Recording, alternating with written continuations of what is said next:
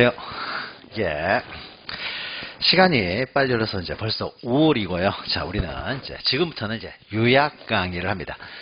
자, 요약 강의는요, 요약집 있죠. 요약집을 가지고 이제 진행을 할 거예요. 자, 그런데 여러분 나눠드린 유인물이 있잖아요. 유인물이. 자, 이 유인물은 우리가 1월부터 4월까지 이렇게 그 이론 강의를 하는 과정에서 나눠드렸던 유인물이 있는데요. 그것을 다시 압축해 놓은 거예요. 요것은요, 우리 책에 지금 요약된 내용인데 좀 부족한 부분들이 있어요. 그러니까, 물론 여기 요약지만 봤을 때도 이제 합격 점수는 받을 수 있는데, 우리가 좀 더 안정적으로 합격을 하기 위해서는 조금 더 추가될 필요성이 좀 더 추가될 필요가 있다고 생각되는 부분들, 그런 부분들을 약간 추가해가지고 유인물로 나눠드렸기 때문에, 우리 책에 없으면서 유인물에 있는 것들이 있어요. 물론 책에 있는 건 다 유인물에 있는 것이고, 책에 없는 것 중에서 유인물에 있는 내용들은 여러분들이 이제 스스로 이제 보충을 하시고요. 근데 그 내용들은 우리가 안 했던 것이 아니라 1월부터 4월까지 수업 시간에 했던 내용들이기 때문에 책에 없이 유인물만 있는 내용이 궁금하시면은 우리 1월부터 4월까지 강의에 그것을 조금 이제 참조하시면 될 것이고요. 우리가 다 했던 내용들을 다시 압축해 놓은 것 뿐이니까요. 자, 그래서 일단 우리는 책을 위주로 공부를 진행을 할 것이고, 수업도 이제 책 위주로 갈 것이고요. 여러분이 복습하실 때 요약은 나눠드린 유인물을 좀 참고로 사용하시면 될 것 같습니다. 그러니까 유인물에 있는 내용까지 확실하게 우리가 이제 4회에 걸쳐서 하잖아요. 요약 강의가 이제 4회밖에 안 되기 때문에 한번 할 때마다 많은 내용을 나가요. 그러면서 4회에 걸쳐서 유인물을 나가면은 유인물이 한 100페이지 정도가 될 거예요. 적지는 않죠. 근데 전체를 이제 100페이지로 줄여놓은 것이고 하니까 여기 100페이지 내용, 유인물의 내용까지 아시면은 이제 공시법 24문제에서 한 뭐 18, 20 정도를 안정적으로 맞을 수가 있을 것이고, 거기서 이제 요약집만 보셔도요, 그래도 합격할 수 있는 뭐 15개 정도는 뭐 충분히 맞을 수가 있을 테니까요. 일단 수업은 우리가 긴 시간을 할 수가 없기 때문에 4회에 걸쳐서 하기 때문에 요약된 내용을 중심으로 진행을 합니다. 자, 그러면은 이제 요약지요. 자, 제 1편은 없습니까? 이제 1페이지에 있죠? 자, 우리 공시법은 이제 지적법, 좀 더 구체적으로는 공간정보의 구축 및 관리 등에 관한 법률, 그 다음에 등기법으로 구성되어 있죠. 자, 지적법에서는 대장을 다루고요. 그러니까 지적 공부를 다루는 거죠. 지적 공부를 다루는 거고, 등기법에서는 이제 등기부를 다루게 되는 거죠. 자, 그래서 지적법은 우리 토지의 표시 소유자를 지적 공부에 등록하여 이제 공시하는 제도다. 이 개념은 우리가 알고 있으니까요. 넘기시면 2페이지에 가지고 바로 이제 제 1장에서 지적이 나오죠. 그러면 지적에서는요, 우리가 지적법이 토지를 지적공부에 등록한다. 구체적으로는 토지의 표시를 등록하는 것이죠. 그래서 이 제1장 지적에서는 토지의 표시를 구체적으로 이제 등록하는 방법들이 나오게 됩니다. 자, 먼저 제1절에서 이제 등록 방법이 있는데요. 우리 책에서는 신청에 의한 등록, 그 부분만 나와 있는데, 유인물 1페이지 보시면요, 요 문장도 기억하셔야 돼요. 우리가 잘 나오는 시험에 나오는 이제 문장이에요. 우리 지적사무는 국가사무라고 했죠. 그래서 국가가 담당을 하는데, 구체적으로 누가 담당하느냐? 국토교통부 장관이 담당한다는 거죠. 그래서 전국토, 모든 토지를 다 등록해야 된다 그러면 국토교통부 장관이 주어라는 거죠. 그래서 국토교통부 장관은 모든 토지에 이제 필지별로 구획하여 토지의 표시인 소재, 지번, 지목, 면적, 경계 좌표를 정확하게 등록해야 되기 때문에 다 실질적으로 심사를 합니다. 그래서 다 조사를 하고요. 면적 경계 좌표 같은 경우는 측량까지 하여 이제 지적공부에 등록해야 된다. 이제 법의 규정으로 이렇게 돼 있어요. 그래서 국토교통부 장관이 지적공부에 모든 토지, 전국토를 다 등록을 하는 거죠. 그래서 등록을 다 했어요. 자, 등록을 했는데 그 이후에 어떻습니까? 개별 필지들의 토지의 이동이 발생할 수 있는 거죠. 우리가 토지의 이동이라고 하는 것은 토지의 표시를 새로 적용하거나 변경, 말소하는 것을 말하죠. 우리가 토지의 표시 그러면은 토지의 소재, 지번, 지목, 면적, 경계, 좌표 6가지를 말하죠. 6가지를 새로 적용하거나 변경, 말소하는 토지의 이동이 발생하면은 토지 이동이 발생했을 때도 개별 필지에 대해서 다 국토교통부 장관이 정리하는 것이 아니라 이때부터 지적소관청이 등장을 하는 거죠. 그래서 우리 시장군수구청장이 지적소관청이죠. 그래서 너희 시, 너희 군, 너희 구에 있는 토지들에 대해서는 너희들 시장군수구청장이 정리를 하라는 거죠. 자, 자, 그래서 토지 이동이 발생하면 그때부터는 이제 시장 구수구청장. 자, 이 사람들을 우리는 지적소관청이라고 하는 거죠. 그래서 지적소관청이 결정하여 이제 정리를 하는 것이죠. 이때 지적소관청이 결정하여 정리하는 이제 요 내용만 나와 있는 거죠. 우리 책에서는. 이제 결정하는 과정도 없습니까? 원칙적으로 토지 소유자의 신청을 받아서 이루어지는 것이 원칙이지만 신청이 없다고 하더라도 직권으로 조사 측량하여 결정할 수가 있다는 거죠. 그래서 처음에 있는 국토교통부 장관이 주어가 돼서 모든 토지를 등록해야 된다. 라는 요 문장하고 그다음에 마지막에 있는 우리 책에 있는 내용이죠. 이 페이지에 있는 자, 다 등록한 이후에 개별 필지에 대한 토지의 이동이 발생하면 우리는 토지의 이동을 다루지 이용을 다루지는 않는다고 했어요. 그래서 토지의 이동이 발생하면 지적소관청이 결정하는데 원칙적으로 토지 소유자의 신청을 받아서 신청이 없다고 하더라도 직권으로 조사 측량하여 결정할 수 있다. 그 결정하여 이제 정리할 수가 있다는 거죠. 자, 오른쪽에는요, 직권에 의한 이제 등록 절차죠. 직권. 그래서 신청이 없다고 하더라도 지적소관청에서는 정확한 토지의 표시를 지적공부에 정확하게 등록하기 위해서 1년에 한 번씩 조사 계획을 수립해서요, 이것을 다 조사한 다음에 직권으로 정리한다는 거죠. 그래서 직권에 의한 등록 절차에서요, 이제 직권에 의한 등록을 하기 위해서는 먼저 계획부터 수립하게 되는 거죠. 그래서 이것을 우리는 이 계획을 우리는 토지 이동 현황 조사 계획이라고 한다. 토지 이동이라는 거예요. 토지 이동 현황 조사 계획을 수립하여 그에 따라서 이제 조사해 가지고 조사된 내용에 따라 이제 결정하여 등록을 한다는 거죠. 옆에 있는 것은요. 자, 지적소관청이 이것도 조사계획을 수립합니다. 토지 이동이 있을 때 직권으로 지적소관청이 등록하기 위한 방법으로서 토지 이동 현황 조사계획을 수립하는 거죠. 지적소관청에 수립하는 계획이기 때문에 지적소관청은 시군구의 장이죠. 그래서 시군구별로 수립을 하는데 시군구가 너무 넓어요. 너무 넓으면 한꺼번에 계획을 수립하기 힘들면 읍면동별로 수립할 수도 있다라는 것이죠. 자, 여기서 이제 가끔씩 이제 지문이 한두 지문 나올 수 있으니까 이 정도 정리하시고요. 자, 그 다음부터가 이제 진짜로 중요한 거죠. 그래서 지번을 이제 등록하는 방법이죠. 자, 지번은 매년 시험에 나오는 중요한 내용입니다. 지번을 어떻게 등록하느냐. 먼저 지번의 구성 및 표기 방법에서요. 자, 지적소관청. 그러니까 우리가 국토교통부 장관이 주어가 되는 몇 가지를 제외하고는요. 다 지적소관청이 주어다. 제가 특별히 이것은 국토교통부 장관이 주어입니다. 특별히 말하지 않는 것들은요. 다 지적소관청이 주어가 되는 거예요.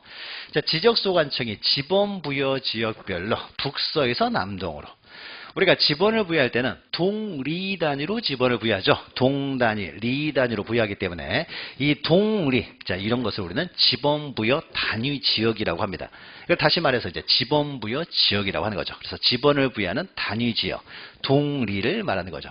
그래서 동리 단위로 왼쪽 위에서 오른쪽 아래로 순차적으로 부여하는 거죠. 왼쪽 위에서 오른쪽 아래로, 즉 북서에서 남동으로 부여한다는 거죠.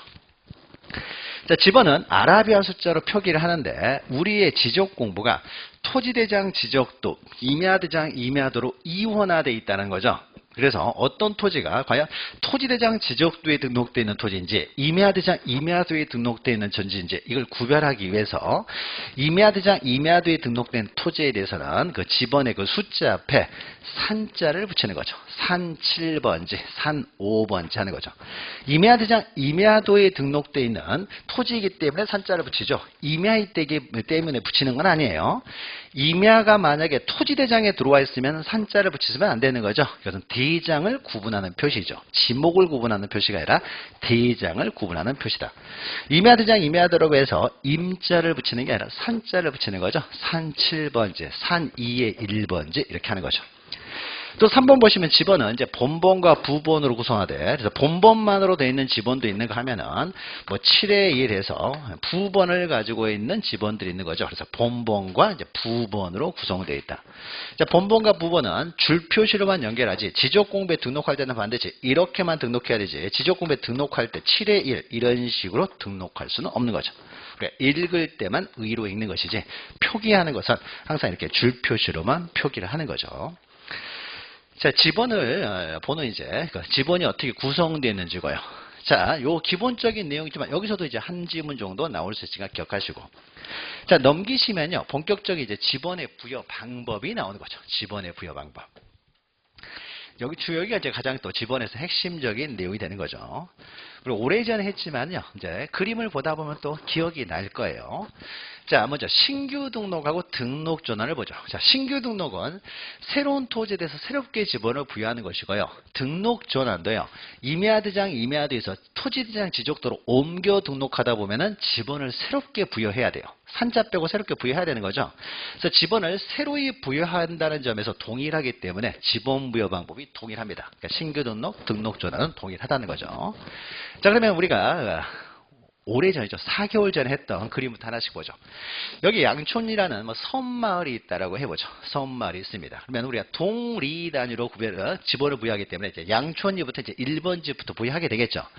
근데 지번은 원칙적으로 본번으로 부여하는 것을 원칙으로 합니다. 그러니까 부번이 많으면 지번을 보는데 좀 어렵기 때문에 본번으로 부여하는 걸 원칙으로 해요. 자, 그러면 왼쪽 위에서부터 지번을 부여하기 때문에 맨 왼쪽 위에 여기가 1번지가 되겠죠. 그 다음에 습니까? 이제 차례대로 1, 2, 3, 4 이렇게 계속 부여하겠죠. 자, 이렇게 부여합니다. 본번으로 부여하는 건 원칙이니까.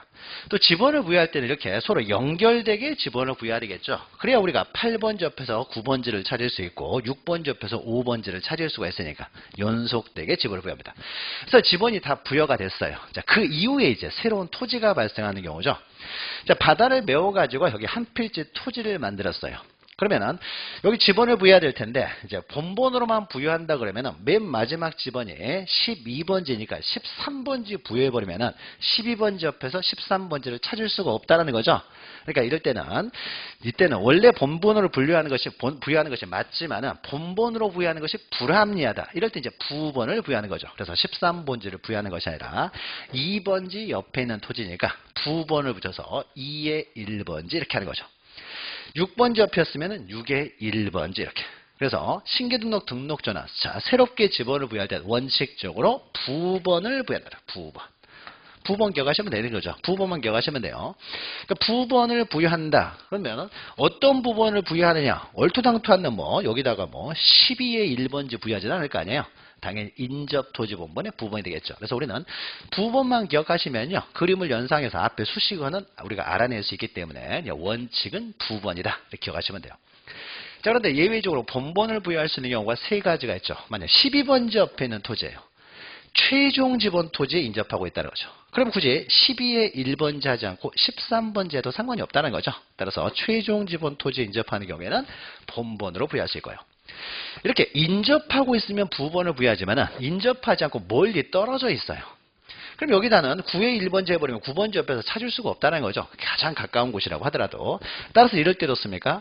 이때는 부번을 부여하는 것이 또 불합리해요. 그럼 다시 원칙으로 와서 이제 본번을 부여할 수가 있고요. 또 이렇게 멀리 떨어져 있지 않다라고 하더라도요.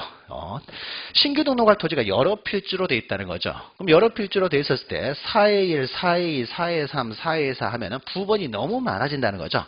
따라서 이럴 때도 부번을 부여하는 것보다는 본번을 부여하는 것이 합리적이다라고 해서 양촌리의 마지막 지번이 14번지면 15, 16, 17, 18, 19, 20, 21 이렇게 부여하는 거죠. 그러면은 요 두 토지는 좀 거리가 있어 보지만 나머지 토지들은 깔끔하게 오히려 이게 더 타당해 보이더라 이거죠. 자, 그래서 원칙은 부번이지만 세 가지죠. 최종 지번 토지 인접하지 않고 멀리 떨어져 있는 경우, 또 여러 필지로 구성되어 있을 경우, 이럴 때는 어떻습니까? 본번으로 부여할 수가 있다는 거죠. 그러니까 신규 등록, 등록 전환은 원칙은 부번, 예외적으로 본번을 부여할 수 있다. 본번을 부여할 수 있는 세 가지를 기억하시면 되죠. 그럼 본번을 부여하면 여기서도 마찬가지로 이게 무조건 갑자기 100번지가 나오지는 않겠죠. 본번을 부여하면 어떤 본번이겠어요? 최종 본번, 다음 무슨 번의 본번. 당연히 앞에 수식어는 우리가 만들어갈 수가 있으니까요. 그 본번이냐 부번이냐만 잘 기억하시면 되는 거죠. 원칙은 부번, 예외적으로 본번. 자, 신규 등록, 등록 전환에 있어서의 지번 부여 방법을 했고요. 그 밑에 이제 분할이죠. 분할에 있어서의 지번 부여 방법. 자, 여기 한 필지가 있는데 이걸 두 필지로 분할을 합니다. 자, 분할할 때는 한 필지는 이제 분할 전의 지번을 그대로 부여한다는 거죠. 그럼 여기다 100번지를 부여할 수도 있고 여기다가 100번지를 부여할 수도 있어요. 이건 선택적입니다. 그래서 위에 있는 토지에 100번지를 부여했으면 이 토지에 몇 번지를 부여할 것이냐. 여기 101번지 해버리면 안 되죠. 옆에 101번지 있을 수 있으니까. 그래서 분할하게 되면 계속 이제 부번이 생겨나는 거죠. 100에서 이제 새끼가 생겼다는 거죠. 그래서 100의 1번지 이렇게 부여하는 거죠. 그래서 분할할 때는 항상 이렇게 부번이 생겨나는 거죠. 자, 그러면 100번지를요, 다시 세 필지로 분할했을 때요. 그럼 한 필지는 100번지, 나머지 필지는 100의 1번지 해버릴 수는 없죠. 여기 100의 1번지 있으니까요. 그러니까 그 부번 다음 순번에 부번을 구해야 되겠죠. 그래서 100의 2, 100의 3. 만약에 그런데요, 만약에요, 여기에 근접하는 곳에요, 여기에 100의 4번지가 있어요. 인접하는 거예요. 여기 100의 4번지가 하나 있다는 거죠. 그런데 100의 2번지하고 100의 3번지는 없어요. 100의 2번지, 100의 3번지는 없습니다. 그러면 이때는 100의 2번지, 100의 3번지가 없으니까 여기는 100의 2, 이때도 100의 3 할 수가 있느냐라는 거예요. 자, 우리가 100의 4번지가 여기 나왔다는 것은요, 100의 2번지나 100의 3번지도 한 번은 있었었던 거죠, 과거에. 근데 지금은 사라져버렸어요. 그러니까 다른 토지하고 합병 등을 통해서 사라졌을 수가 있는 거죠. 그런 중간에 빠져있는 번호를 집어는 우리는 결번이라고 했죠. 자, 결번들은 다시 사용하지 않는 게 원칙이라고 했죠. 과거에 그 집원하고 혼동이 생길 수가 있으니까, 과거의 토지라. 그래서 만약에 100의 2번지, 100의 3번지가 없다고 하더라도 이 100번지의 마지막 집원, 이 100번지의 부번이 100의 4번지까지 있으면요, 이게 마지막 부번이에요. 그럼 100의 5번지하고 100의 6번지는 한 번도 있어 본 적이 없었다는 거잖아요. 그럼 이럴 때는 어떻습니까? 여기는 100의 5, 100의 6을 해야 되는 거죠. 자, 그래서 우리가 지금 부번을 부여할 때는요, 부번은 부번인데, 자, 우리가 한 필지는 분할에 있어서 분할전의 지번을 부여하고요, 나머지 필지는 부번을 부여하는데, 이 부번이라는 것이 어떤 부번이냐? 최종 부번 다음 순번의 부번이라는 거죠. 그것도 기억하셔야 되겠죠. 최종 부번. 그래서 분할할 때는 항상 부번이 발생한다. 일단 부번을 먼저 기억하시고, 부번을 기억하신 다음에, 그러면 어떤 부번을 부여하느냐? 그 본번의, 그 집번의 최종 부번 다음 순번의 부번이다 라는 거죠. 그 본번의 최종 부번 다음 순번의 부번. 자, 그런데 여기서는 이제 예외가 하나 있는 거죠. 만약에 건축물이 하나가 있다는 거죠. 200번지에는 이 토지를 세 필지로 분할합니다. 그러면 200번지를요, 이제 한 셋 중에 하나의 200번지를 부여하게 될 텐데, 여기다가 200, 여기다 200의 1, 200의 2 이렇게 부여하게 되면 어차피 여기다 200을 하든 여기다 200을 하든 상관이 없다라고 했죠. 원칙적으로는 여기다 100을 해도 되고 여기다 100을 해도 상관이 없어요. 근데 그래서 여기다 200, 201, 202 해버리면은 이 건축물이 없습니까? 처음에는 200번지 위치하고 있다가 이제는 202번지 위치하게 되니까 건축물 대장을 또 다 바꿔야 되는 문제가 있는 거죠. 그러니까 2를 두 번 할 필요가 없죠. 처음부터 그냥 여기다 200을 해도 상관이 없으니까 여기다가 그냥 200을 하고 201, 202 하게 되면은 건축물 대장을 고칠 필요가 없어지는 거죠. 그래서 굳이 2를 두 번 할 필요 없으니까 만약에 분할에 있어서요, 건축물이 있을 경우에는 이제 건축물 있는 토지에 분할전의 지번을 우선하여 부여하라는 거죠. 그러면 2를 두 번 할 필요가 없으니까.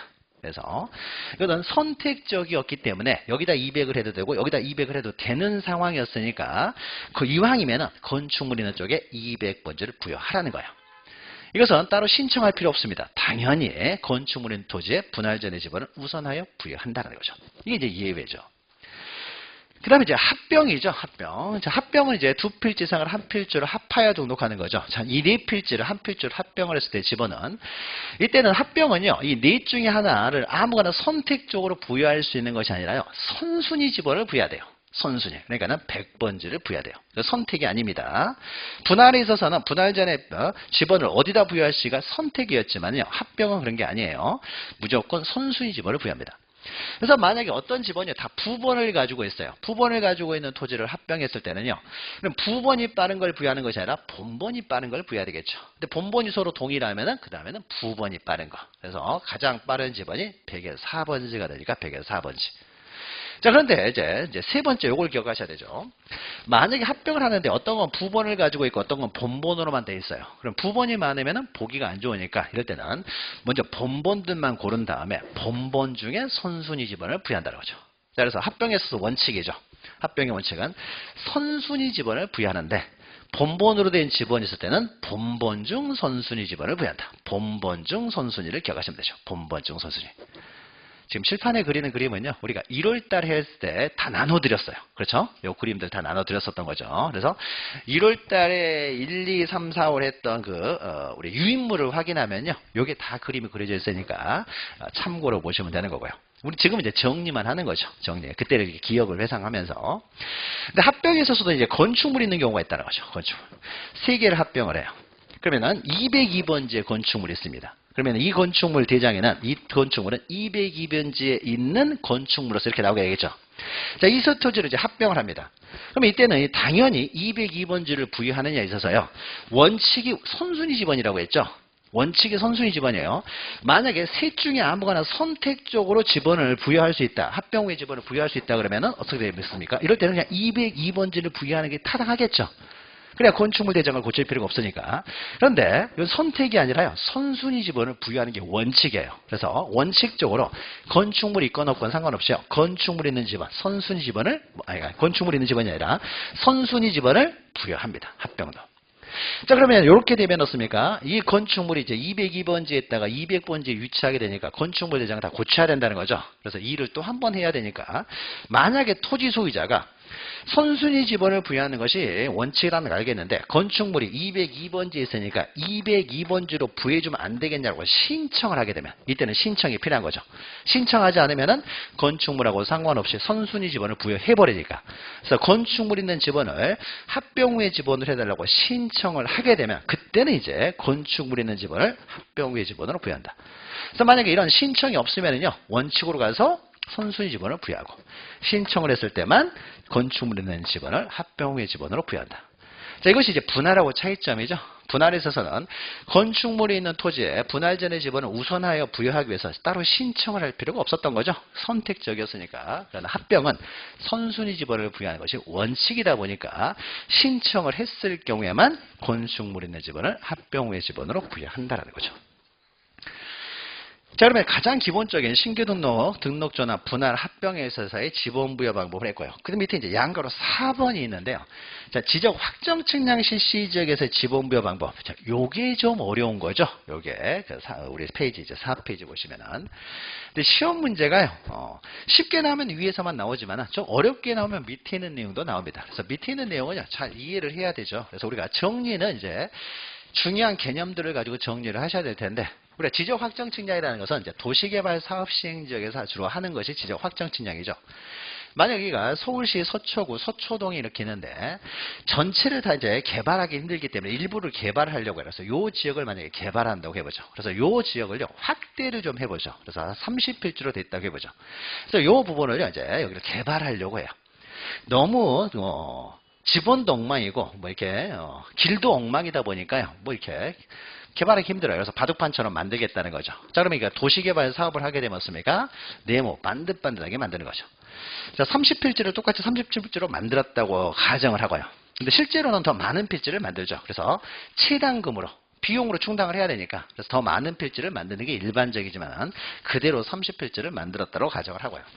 자, 그러면 이렇게 한 필지 한 필지 드렸습니까? 면적 경계 좌표가 다 바뀌어버리게 되겠죠. 그래서 이때는 도시개발 사업을 하게 되면 면적 경계 좌표를 새롭게 확정하기 위한 측량을 해야 되겠죠. 그래서 우리는 지적 확정 측량이라고 했죠. 도시개발 사업, 농어촌 정비 사업 이런 거 하게 되면은 면적 경계 좌표를 새롭게 확정하는 지적 확정 측량을 한다. 지적 확정 측량을 통해서 면적 경계 좌표를 다 구했어요. 그런데 이제 그 다음에 지번을 부여해야 되겠죠. 자, 30필지가 있으니까 30필지 그 지번을 그대로 부여하려고 했더니 이 지번들이 엉망이더라 이거죠. 지번만 보고 찾아가기도 힘들 정도로. 그래서 이 지번을 그대로 사용하는 것이 불합리하다는 거죠. 그래서 지적 확정 측량 실시 지역에서는 이제 지번을 새로이 다시 부여를 합니다. 지번을 부여해요. 이 많은 필지에 지번을 부여하는데 이때 지번 부여하는 방법입니다. 자, 그러면은 지번이 우리가 복잡한 것들은요. 이 부번들 때문에 복잡한 거예요. 부번들. 그래서 부번들을 다 제외를 합니다. 본번만 있으면 우리가 보기가 편하잖아요. 부번이 많을 때 보기가 불편하죠. 그래서 부번들을 다 지워버리고요. 본번만으로 지번을 부여합니다. 그러니까 본번만을 뺀다라는 거죠. 본번만을 빼요. 그럼 본번만을 추려내는데 본번이라고 해서 또 다 추려내는 건 아니고 본번 중에서 제외되는 토지들이 있어요. 자, 여기는 20번지예요. 그러면 20번지는 본번으로 됐으니까 이 지번을 사용하려고 했더니 이 지역 밖에요. 20에 3번지가 있는 거예요. 그러면 이 지역 밖에 20에 3번지가 있으면 여기도 20에 3번지가 있을 거 아니에요. 그럼 20번지를 여기다 집어넣어버리면 20번지 근처에서 20에 3번지를 찾을 수가 없게 되는 거죠. 자, 그래서 본번으로 돼 있다고 하더라도 그 지역 밖에 이렇게 부번을 가지고 있는 지번 같으면 본번이라고 하더라도 사용하지 않습니다. 보기 안 좋다는 거죠. 또 하나가요. 원래 17번지는 어떻게 생겼냐면요. 이렇게 생겼어요. 근데 일부만 도시개발사업 시행지역으로 들어갔어요. 일부가 들어가다 보니까 두 토지로 분할이 됐겠죠. 전체가 17번이었는데 그럼 한 필지는 17번지가 되면 나머지 필지는 17의 1번지가 되겠죠. 자, 그러면 17의 1번지가 그대로 남아있는 상태에서 이 17번지를 그대로 사용해버리면 똑같은 문제가 발생한다는 거죠. 자, 그래서 본본이라고 하더라도 이렇게 지역 밖에 본본이 같은 지번이 있다든지 아니면 경계에 걸쳐 있는 지번들, 이것은 본본이라고 하더라도 제외를 합니다. 자, 이것이 원칙해가지고 나오는 거죠. 원칙. 우리 책에 보시면은 거기에 도시개발사업 시행지역 완료된 지적 확정 측량 실시 지역에서 본본으로 부여하지만 본본 중에서도 이 두 가지는 제외가 된다. 그래서 제외했더니요. 이거 제외하고 남았더니 남아있는 지번이 몇 개가 남았느냐? 18개만 남았습니다. 부분들 다 지우고 본본 중에서도 일정한 본본 제외시켰더니 이제 18개가 남았어요. 그럼 18개를 가지고 30필지를 지번을 부여할 수가 없죠. 부여할 수 없으니까 새로운 지번 부여 방법이 필요하겠죠. 이때 새로운 지번 부여 방법 어떻게 부여할 것이에 있어서 만약에 이 지역을요 단지식으로 개발했어요. 그럼 영어로 하면 블럭식. 그래서 여기는 1단지. 그러니까 적다라는 거죠. 지번 수가 적을 때. 여기는 1단지, 여기는 2단지, 3단지, 4단지 이렇게. 우리말로 하면 단지, 영어로 하면 이제 블럭식으로 개발했다는 거죠. 그럼 이렇게 블럭식으로 개발했을 때는요, 지번을 블럭식 부여 방법이 있어요. 단지식 부여 방법을 해가지고 여기 1단지는요. 그러면 1단지는 어떻게 지번을 부여하느냐. 살아남은 지번 중이었습니까? 가장 빠른 게 14번지가 남아있죠. 그럼 여기다는 1단지는 14번지를 부여해요. 그리고 나서 그 안에 있는 토지들은 거기다 부번을 부여합니다. 여기는 이제 1단지 넣습니까? 14의 1, 14의 2, 14의 3, 14의 4, 14의 5 이렇게 부여하는 거죠. 2단지는요. 살아남은 지번이 또 몇 번지가 남았어요? 18번지가 있죠. 여기는 18의 1, 18의 2, 18의 3, 18의 4. 1단지라고 해서 1의 1을 가는 게 아니에요. 1번지 여기 있어요 지금. 2번지 여기 있죠. 서초동의 아파트 단지가 한두 개가 아니겠죠. 그러니까 1단지라고 해서 1번지 부여하는 게 아니에요. 그러니까 1단지는 14번지 본본을 부여하는 거고 2단지는 18번지 본본이 부여된 것이고, 그럼 3단지는요. 그 다음에 였습니다. 22번 남았잖아요. 그러니까 22의 1, 22의 2, 22의 3 이렇게 가는 거죠. 쭉 가고 그 다음에 이제 26번 살아남았죠. 왜냐면 4단지는 26의 1, 26의 2, 26의 3 이렇게 쭉 나가는 거죠. 그럼 어떻습니까? 본본 4개 가지고요. 4개 가지고 전체 30필지를 다 부여하게 깔끔하게 부여가 되는 거죠. 그럼 만약에 10개 단지를 만들었다. 그럼 본본 10개만 있으면 되는 거죠. 그렇죠. 자, 그러니까 우리가 단지식으로 개발했을 경우에는요. 본본 몇 개만 가지고요. 그 많은 필지를 이렇게 이걸 단지식 부여 방법이라고 해요. 블럭식 부여 방법. 이런 식으로 부여하면 되고요. 그럼 이제 깔끔하게 부여가 되는 거죠. 근데 도시개발 사업을 하는 과정에서 이렇게 단지식으로만 반드시 개발되지 않을 수도 있잖아요. 전원주택단지도 만들고 공원도 만들고 자 이렇게 됐어요. 그러면 이때는 이렇게 단지식으로 부여할 수가 없잖아요. 1단지, 2단지, 3단지, 4단지 되는 게 아니니까. 그러면 이때는 이제 마지막으로 부여하는 방법이 서초동에 여기 맨 마지막 집은요 1500번지라고 해보죠. 여기서 끝나는 거예요. 그러면 서초동에서는 1501번지는 한 번도 있어 본 적이 없었다는 거죠.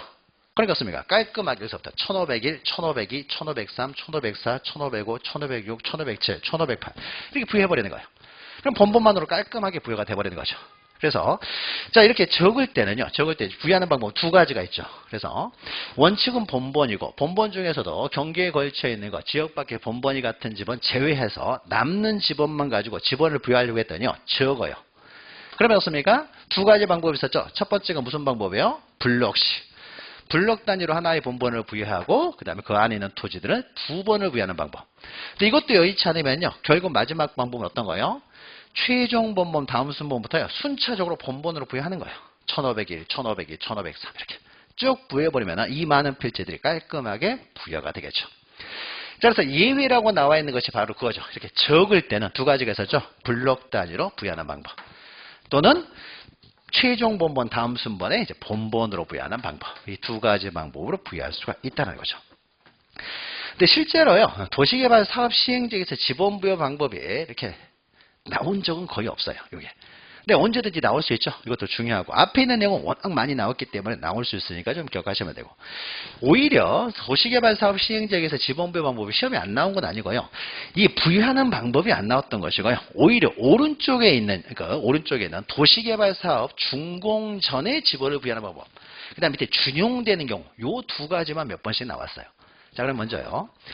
자, 도시개발 사업이 끝난 다음이었습니까? 지적 확정 측량 실시 지역에서 지번 부여 방법에 따라 우리가 지금까지 배웠던 방법으로 지번을 부여하게 되는데 아직 준공도 되기 전에 먼저 지번을 부여하려고 합니다. 그러면 뭘 보고 지번을 부여하느냐?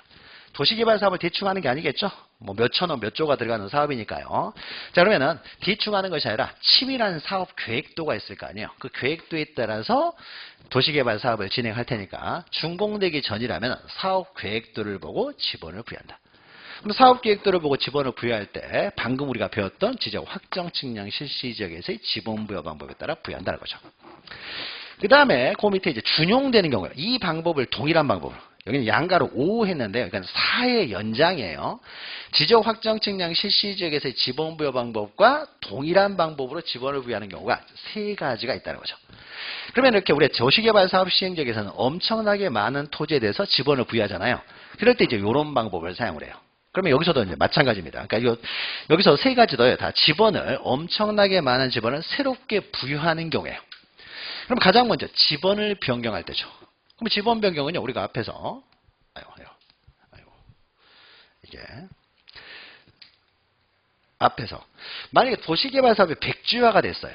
그럼 이렇게 안 됐다라는 거죠? 근데 이렇게 그대로 남아있어요. 근데 보니까는 지적소관청에서요, 이 지번이 엉망해서 지번만으로도 바꾸고 싶어요. 그럼 지번만이라도 바꾸고 싶으면 지번만 새로 바꾸면 되는 거죠? 그럼 이 지번을 변경하는 거죠. 뭐 30필지에 대해서 새롭게 지번만 부여해요. 그러면 뭐 단지식으로 개발한 건 아니기 때문에 그렇습니까?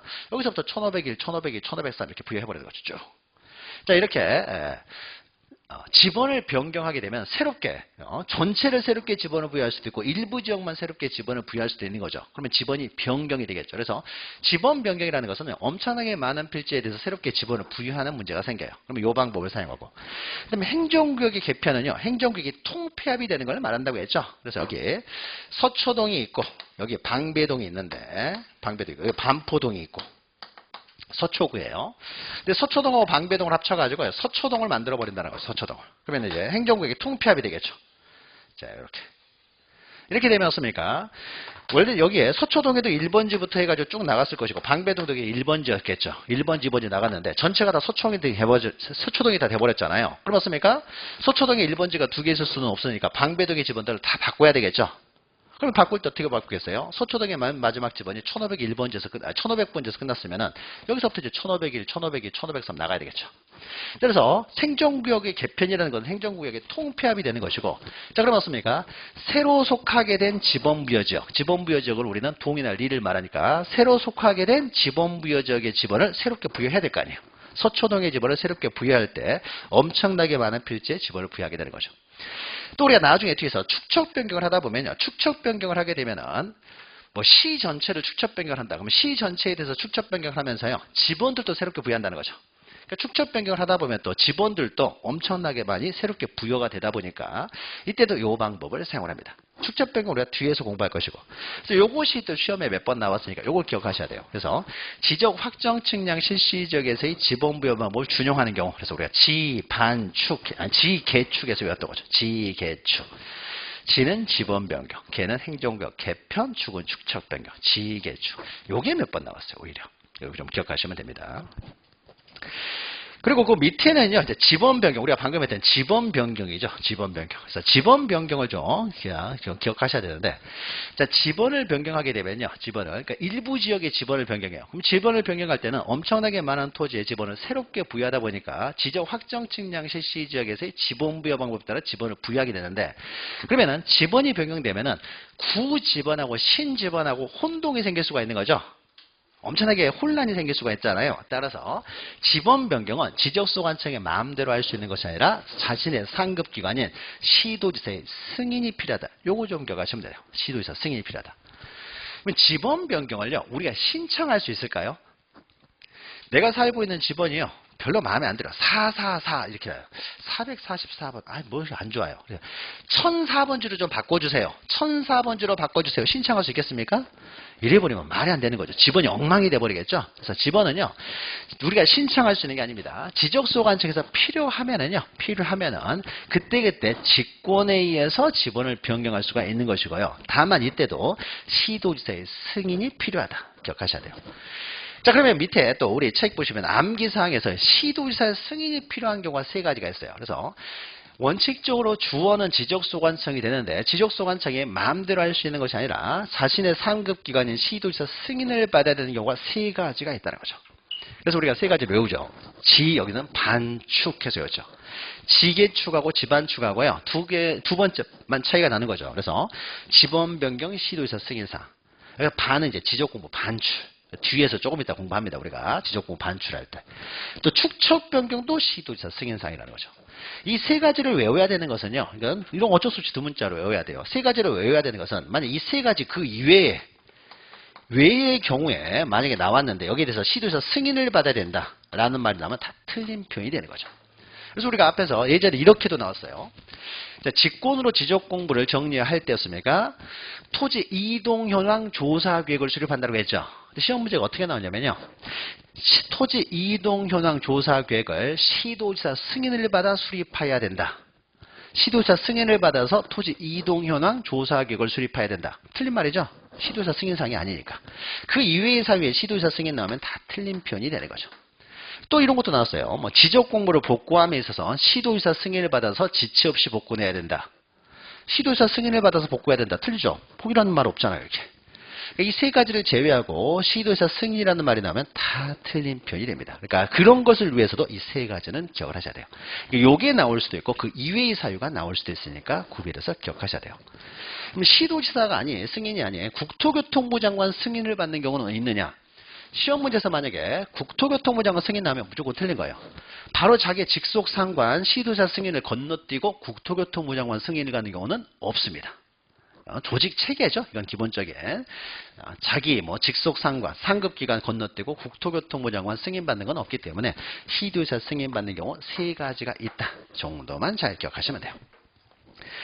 자, 여기까지 하게 되면요. 지번에 관한 내용이에요. 이제 일단락이 되는 거죠. 그래서 제 위인물에는 좀 더 뭐 추가된 것도 있어요. 그래서 뭐 결번 대장도 있고 하는데 예전에 뭐 시험도 나오고 했기 때문에 결번에 대해서는 우리가 앞에서 잠깐 설명을 드렸던 거죠. 연속되지 않은 지번이 결번이고 결번은 다시 사용하지 않는 것이 원칙이다 보니까 이 지번 부여지역에서 어떤 것들이 결번이 있는지를 정리를 해야 되겠죠. 결번을 등록해 놓은 장부다. 그래서 결번 대장에 이제 영구히 보존한다는 거죠. 자, 그럼 이제 그 다음으로 이제 지목이 나오죠. 지목. 자, 지번은 보통 이제 한 문제가 나오고요. 지목은요, 거의 두 문제 정도가 나옵니다. 두 문제. 가끔 한 문제 나올 때도 있지만요, 대부분은 두 문제 정도 나와요. 자, 지목은 우리가 그 토지의 용도에 따라 지목을 부여하는 거죠. 용도. 그러니까 어떻게 이용되고 있느냐. 그 용도에 따라서 지목을 부여하는 거죠. 자, 그러면 지목 설정의 원칙에서요, 한 필지에는 하나의 지목만 설정할 수 있습니다. 따라서 만약에 한 필지가 두 개 이상의 용도로 사용되면요. 토지를 분할을 해야 돼요. 한 필지가 두 개의 용도를 가질 수는 없으니까 분할을 해야 되는데 그 두 개의 용도가요. 서로 주종관계를 가지고 있어요. 주종관계를 가지고 있을 때는 굳이 분할하지 않고요. 전체를 한 필지로 등록할 수 있다. 그럼 그때 이제 지목을 하나만 설정할 때 이때는 이제 주된 용도에 따라 지목을 설정하면 되겠죠. 주종관계를 가지고 있었을 때는 분할하지 않아도 되고 이럴 때는 주된 용도에 따라 지목을 부여한다. 자, 설정 방법과 관련돼 가지고 세 번째 이게 시험 문제 여러 번 나왔어요. 자, 지목은 이제 지목은 토지의 용도에 따라 지목을 설정하는 것이어서 용도가 완전히 바뀌면 당연히 지목을 변경을 해야 돼요. 근데 완전히 바뀌는 것이 아니라 일시적, 임시적인 용도로만 사용될 때 완전히 바뀐 게 아니라는 거죠. 이럴 때는 지목을 변경하지 않는다. 다시 원상으로 회복된다는 거잖아요. 일시적, 임시적으로만 다른 용도로 사용되기 때문에 다시 원래대로 용도가 회복이 되기 때문에요. 이럴 때는 지목을 변경하지 않는다. 일시적, 임시적 용도로 사용될 때는 지목을 변경하지 않는다. 기억하시면 되고. 자, 그러면은 이런 지목의 이제 설정 방법에 따라요. 지목이 이제 28가지가 있죠. 그래서 밑에는 이제 지목의 구분에서 28가지가 있어요. 이 지목은 주로 이제 여기에서 28가지에서 한두 문제가 매년 나오기 때문에 이제 28가지를 기억하셔야 되는데 우리가 기본 강의할 때는 자세히 하나하나 설명하면서요. 왜 그렇게 됐는지 자세히 설명드렸어요. 그래서 우리가 지목을 이해할 때는요. 용도를 반드시 용도라는 단어 처음부터 어떤 용도로 조성된 토지냐를 먼저 보는 거예요. 처음부터 어떤 용도로 만들어진 토지냐. 용도에 따라 지목을 설정하기 때문에 그래서 용도를 기억하신 다음에 그 다음에 지목은요. 과세 기준이잖아요.